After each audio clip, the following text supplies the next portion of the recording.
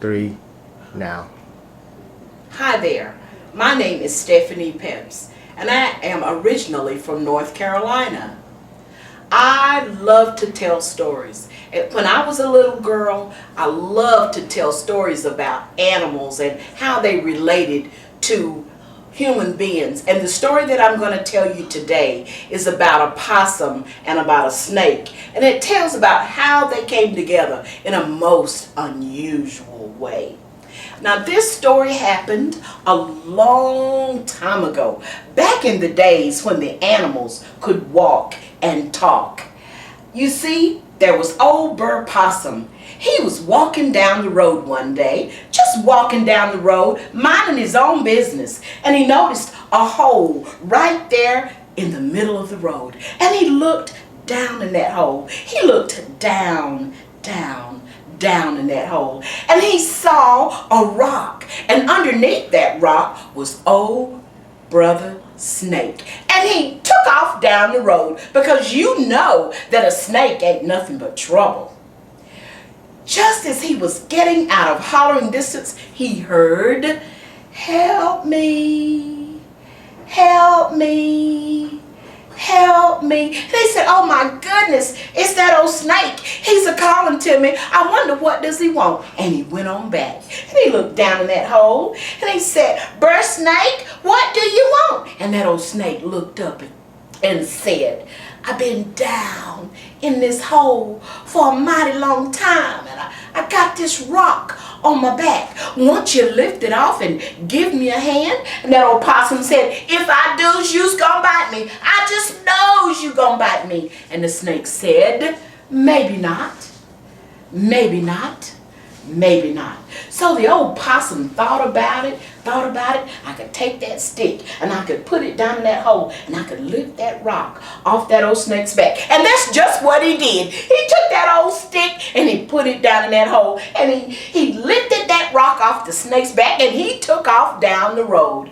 Well, just before he was out of hollering distance, he heard, "Help me, help me, help me." And the possum said, "Oh, it's that old snake calling to me. I wonder what does he want with me this time?" And he went on back. He hollered down in that hole, "Burr Snake, what do you want? I took the rock off your back." And he said, "Well, I've been down in this hole for a long time, and I'm weak. Won't you lift me up and just maybe throw me over in the grass?" And that old possum said, "If I do, you's gonna bite me. I just knows you gonna bite me."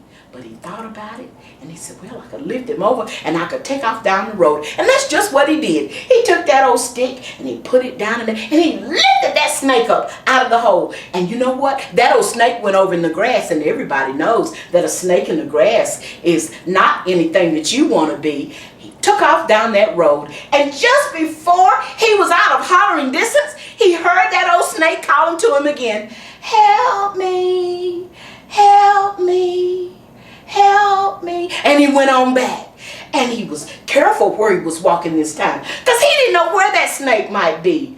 And he's walking around. He said, "Oh, Burr Snake, where are you? I lifted you up out of that hole. Now where are you?" And that old snake commenced coming up out of the grass. He said, "I'm cold and I'm weak. Won't you open your pouch and put me in it and carry me down the road just a little piece?" And that old possum said, "If I do, you gonna bite me. I just know you gonna bite me." And the snake said, "Maybe not, maybe not, maybe not." So that possum opened his pouch, and he let that old snake whirl up in his pouch, and he went on down the road. Well, he's singing, he's happy as can be, dippity-doo-dah, dippity-day, singing his old happy song. And just before you know it, that old snake coming up out of that pouch, and he looked that possum right in the eye, and he said, "I'm gonna bite you. I'm gonna bite you. I'm gonna bite you." And the possum said, "See there? That's why nobody don't help nobody. You were down in that hole. You had that rock on your back. I lifted you up. I even carried you for a while, and now you's gonna bite me." And the snake said, "You knowed I was a snake when you put me in your pocket. So, the moral to that story is, don't trouble trouble unless trouble troubles you. And that's the end of that.